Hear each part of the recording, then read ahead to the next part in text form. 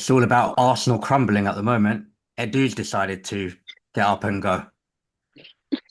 Get Good. Pierce immediately on the defensive. Yeah. Yeah. It did. It's When I first saw that, It's because of all the decisions that have gone against Arsenal. yeah, well, And it he's had did. It felt enough. like the wheels were coming off. Yeah. When I first saw that, I first saw it when I woke up this morning, and I just thought, "Oh, can you just fuck off? Like, can we just have one day without like?" I heard it's because he wants to see a Champions League trophy in the flesh. Mate, it could be. Well, do you know what? Look, let's have it right. It's because he's tripling his wages and he's going to be a CEO controlling multiple clubs. Like, look, let's have it right, boys. If anyone comes to you now and goes, "We're going to triple your wages and give you a better job Okay, title," you, you're you, going to you can take it. stop the Yeah. sentence right at triple your wages. Show me the money. Show me the money. Well, exactly. I mean, look, it's is he going to be a big miss? I think he's been there a long time, right? And he's been the middleman between the managers, and he's been linked with agents, players, getting in and drilling to get that right team He's that been so involved, hasn't he? he yeah. I has. don't look. I want to avoid becoming like United fans that talk about these executives they don't fucking know or like really not understand the remit of their job, what they actually do. I mean, look, he was in charge of. I think his last sort of. I don't know if he was promoted as such, but he was responsible for the women's team as well, the men's team. I think there's a lot of like youth development, bringing youth players through. Obviously, contract negotiations, some on the sport, bits on the sporting side, recruitment, that sort of stuff. But look, there's a good structure now at Arsenal. I'm sure they'll find another fucking geezer that can do that. That's got a phone book full of contacts. He's not the only guy out there. I think he's not going to have anywhere near as much impact as the manager, as Arteta. In terms of so I'm not too bothered if I'm honest. I did meet Adu a couple of years ago when we I had do. Palace, and I told him this story. It's a true story. I saw him at Palace away. We was in a box, so their hospitality is pony. Like there's dickheads like me in with the execs. So I bumped into him like coming in and out the toilet kind of thing.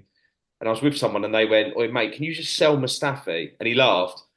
And I said to him, and this is a true story, when I was a kid, my mum was skint, but I was a massive Arsenal fan and I really wanted Overmars on my back, but it was like £1 a letter. So she convinced me to get Edu. It was £3. And that's a true story. And I told him that, and he really liked it. So yeah, look, he'll be missed because he's a gooner, he's an invincible, but they'll find another exec that can slot in that's got I, contacts I, and can make I'd, things happen. I'd agree with you, but I mean, another way of looking at it is he's been a huge part of the failure, of Arsenal not really winning anything of substance. He's been part of But, the what I will rebuild as say, well. That's a what big I will part. say about him is like in terms of our recruitment, because I guess that's the metric that we would judge his success on or limited success on. Um, the guys that have come through the door that have made a big impact, Odegaard, I don't know how much he had to do with that. I think Declan Rice, Arteta was the driving force behind that. What I've found in the transfer windows over the last few seasons, and I guess Edu does have to take some of the responsibility for this, is everything's been so public. And we've gone after all these players, and it's every step of the way, like Mudryk, Rafinha. There's been quite a few. Even Bruno at Newcastle. Like there's been quite a few players we've publicly gone Nico, after. I It's think it been was leaked. Everyone's aware Nico of it. Williams as well.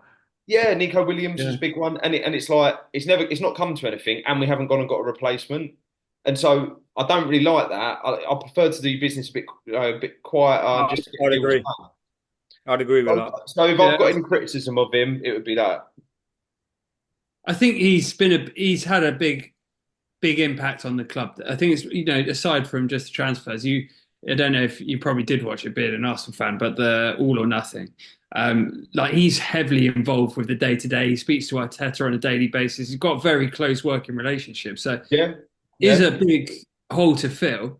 I think it's interesting he's going to the Forest group and working there. Like, does he see that as a more attractive project? I think he Well, was never they're in the like the Champions League structure spots, within right? Arsenal. I They're don't think ahead he of was them in going to the go league. up the ladder. Like they brought in some other execs above him. I think his responsibilities were, I think they were probably trying to. It had less free reign maybe when that was Yeah. filmed.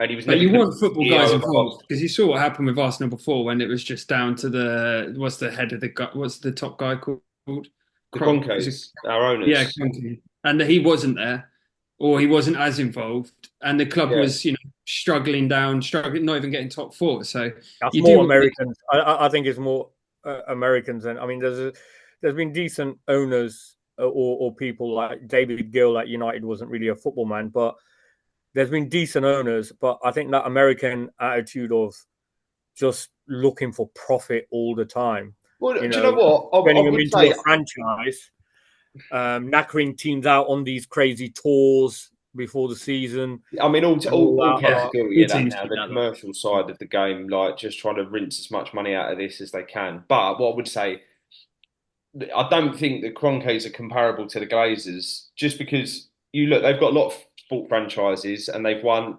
Look, I'm probably getting this wrong, but they've won the equivalent of the Super Bowl. They've won the NBA. Their respective teams have all won national titles. I think they've got a hockey team as well that's won the fucking, I don't know, Canada Goose Cup or whatever. But I've made that up. But what they do is that there is a bit of a structure. Once they identify a young manager, they heavily back them with funds, and that's what they've tried to do with Arteta. And I think Josh has been really present around the club, and they've turned their attention to Arsenal. Maybe they hadn't in years gone by to go, right, okay, now we want our fucking Premier League team to do something. But look, there's, the structure around the club's a lot better. Edu's left in a better state than when he came in. I'm sure there's other execs out there that can fill the hole. Do you know what I mean? Yeah. Yeah. And talking of leaving, and talking of they filling haven't the left. hole. They haven't left yet, but Liverpool have 3 players last season of contracts: Mo Salah, Three amigos. Van Dijk, and Trent. Van Will Dijk will you stay. sign? Van Dijk will stay. Salah's 32, right? So he's at a point where It's nerve-wracking for Liverpool. Yeah, 3 big names. And cool, especially Trent Alexander-Arnold. That's a pretty big name. That is. But like you can see his from what you see, he looks like the type that a move abroad somewhere. If Madrid, it's really hard for everyone. If Madrid come after you, it's tough. I mean, Madrid's a different level to every. Well, who said that thing? If Madrid knock, it's a different knock, or so it's a different kind of knock or something like that. It's true. It is, and so I can understand that one. Salah, I mean, everybody keeps saying Saudi. Forget that he's North African, isn't he? So is that appealing to him? But he would be makes massive sense, doesn't it? He can go and play. But he'd be the poster boy, right? And I mean, he's already the poster boy for probably every footballer in the Middle East, right? And but he's like the money he could make, he'd blow everyone out the water. But he could make that won it all, isn't he? So why not? It's his last big contract, why not? But he could go there in a couple of years' time and still make that money if he really wanted to. You would think. But I do think he might end up there as well. I mean, I said to you boys what he said after the weekend's match. He said something along the lines of, no matter what happens, I won't forget what it's like to score a goal at Anfield. Yeah, exactly. He said, thanks for your support last night. No matter what happens, I will never forget what scoring at Anfield feels like. And that is him indirectly by saying, I'm leaving. I'm off to make the week. Yeah. I add a 0 to my contract. That's what that stinks of. Yeah, I mean, who can blame him? He's won it all. He's been it's not like he's been a mercenary. He's just showed up. Like he's been there fucking years. Yeah. And Mane went. It was Mane, Firmino, Salah, right? Back in the day. Mane's gone. Firmino, he's the last man standing, and he's like, look, I've done everything. Time for me to take on something new. I think they didn't get on, did they? Nobody would begrudge him if he went. I think Liverpool fans would still love him if he went now. He's given his best years to them. He's, like I said, he's 32, the last big contract. If all 3 go though, that is a huge problem and a huge gap. I think Van Dijk will stay. I genuinely think Van Dijk will stay. I mean, even if the other 2 go. Even if the other 2 go, I mean, Van Dijk is slowing down. I mean, I know everyone goes on about how great he is and all that. I don't. Obviously, I'm a United fan, but I don't rate him anywhere near the Premier League greats. My personal opinion, he's not. He hasn't done it for he's not there. You put him against even Carvalho at Chelsea. I'd take Carvalho over him. I'd take Terry, obviously, Rio, Vidic, Stam. I could carry on going. Oh, right? Campbell. Tony Adams. You wouldn't He take was Campbell. there at the beginning. So I don't think he touches any of those. But I think that's harsh. I think he'll stay. I don't care what you think. He was the best defender in the world, best centre half in the world for a couple of seasons. I'd say for a good 4. I've had a dodgy gut for a couple of seasons. Anybody can be the best for a couple of seasons. Like flipping it.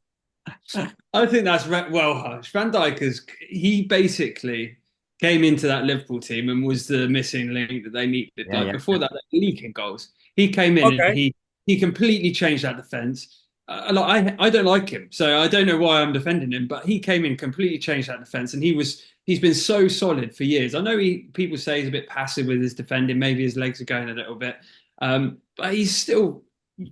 You would take him at United, and you would have. I wouldn't. Oh, you've got Butcher. You've got a 5'3" midget at centre back. Yeah. Hey, little people. That's an offensive word, midget. So a little people, and we take great offence to it. Yeah, I wouldn't. I think it's. I always think you wouldn't take Van Dijk at United. No, I wouldn't take any. I wouldn't take any Liverpool player at United. I don't care who it is. What? Just it doesn't work like that. It doesn't work. I'm sorry. Only Michael Owen. Yeah. I didn't want him then either. I just think it's wrong. That's just nonsense. Look, you put the rivalry aside. He's been the best centre back in the Premier League for the last 5-6 years. Really, he's been so good for Liverpool. He's changed them, and losing him would, in a way, I think, be almost bigger than the losing Salah, because I think you can replace a winger. If they lose Van Dijk, I think that is huge for them. Well, it's funny. It's funny you say that. One of the biggest problems at the moment across the teams is goals. So I think actually replacing forward players at the moment is harder because there's fewer quality forward players out there. There's no strikers. Forward players. Well, they somehow managed to replace Klopp, so maybe they'll be all right.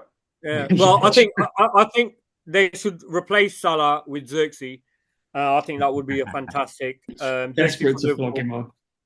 Xerxes for Liverpool. He was part of the Champions Elect at the start of the season. Champions Elect. I remember that day. It was a Friday. It's there just laughing at his delusion. Friday, top of the table. It's a good day, that was. It was a nice evening. And then the season kicked in. Everyone else played and ruined it. Since then. On that note, thank you very much, guys.